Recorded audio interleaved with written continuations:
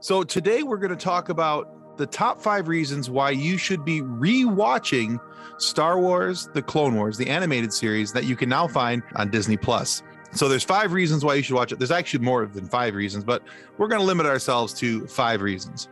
So let's get right into it. Number 5. It is the perfect segue between the film adaptations and the prequel trilogy of episode 2 and episode 3.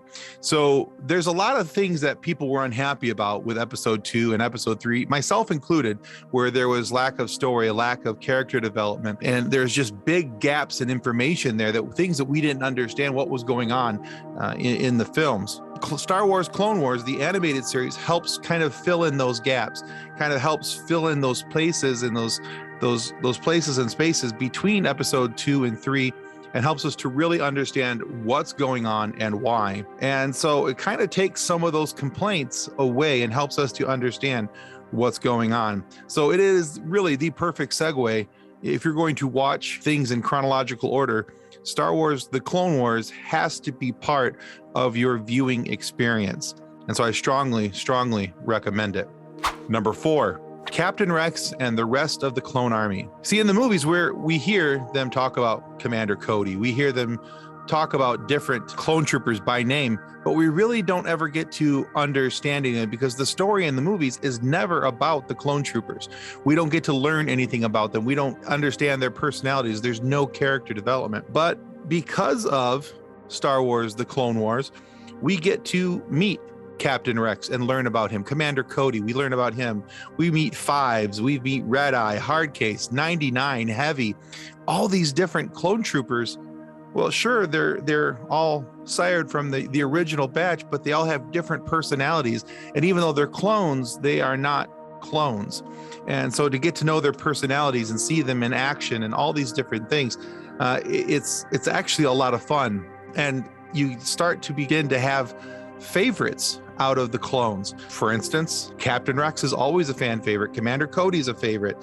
I actually really enjoy Heavy and 99 for different reasons. 99 is the one that was the, part of the dysfunctional batch before there was a bad batch. There's a whole episode there about how even though he had something that was separate and different about him, he could still be valuable, he could still be useful, and he was still a good clone. He was still one of the clones. He was still a brother. And so there's a lot of good stories throughout all 7 seasons that help us to understand that there's more to the Clone Wars than just Anakin and Obi-Wan and Padme and a few lightsabers. There's a lot here to unpack, and it's really a lot of fun. Number 3, and I have to be honest, this was almost my number 1. The number 3 reason why you should watch the Clone Wars is Anakin's descent into becoming Darth Vader. For 7 seasons, we watch Anakin struggle. He struggles with the light versus the dark. He struggles with concealing his relationship with Padme. He struggles with lying to the Jedi Order about who he is, what he is, why he is. His own feelings of inadequacy and not understanding where he belongs or how he fits into the Jedi Order and all these different things. And it's really an interesting look into that descent, because although episode 3 kind of starts to show it, and towards the end of episode 3, we see in the movie, in the prequel, we see Anakin become Darth Vader. In the prequel, in the prequels, between episode 2 and episode 3, there's not enough there to help us understand how he goes from being this Padawan to being somebody who could be a Master Jedi but isn't called Master Jedi, to being Darth Vader. It's a very quick descent in the movie. We know that it's not a quick descent, and Star Wars: The Clone Wars helps us to understand that. Throughout all 7 seasons, this struggle that Anakin finds for balance between the light and the dark, between being a Jedi and wanting to have love, and the feeling the loss of his mother, and really we get a look at Anakin's mental health and how it's very much a roller coaster.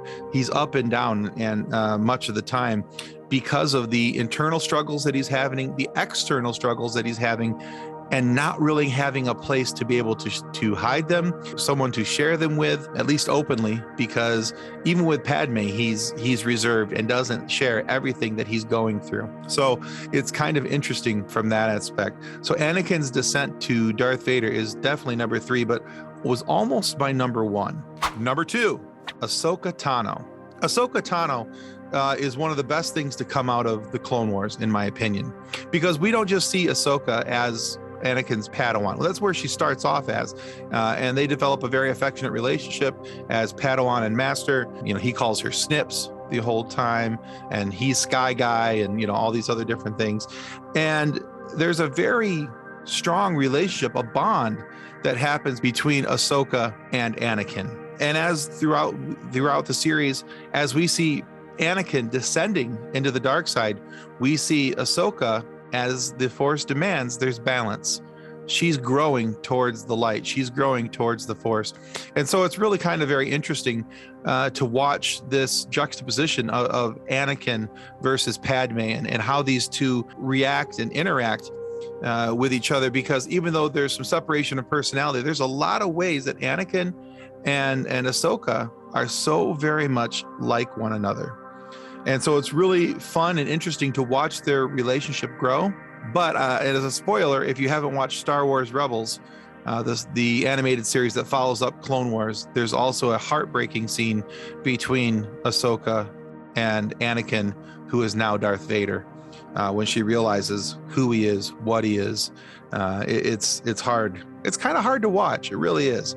But Ahsoka Tano, we see her as someone growing in the Force, and we see her as a powerful Force user, even though she doesn't end up becoming a Jedi.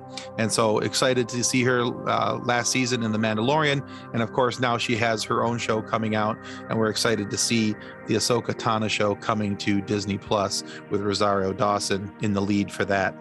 And now number 1, the big enchilada.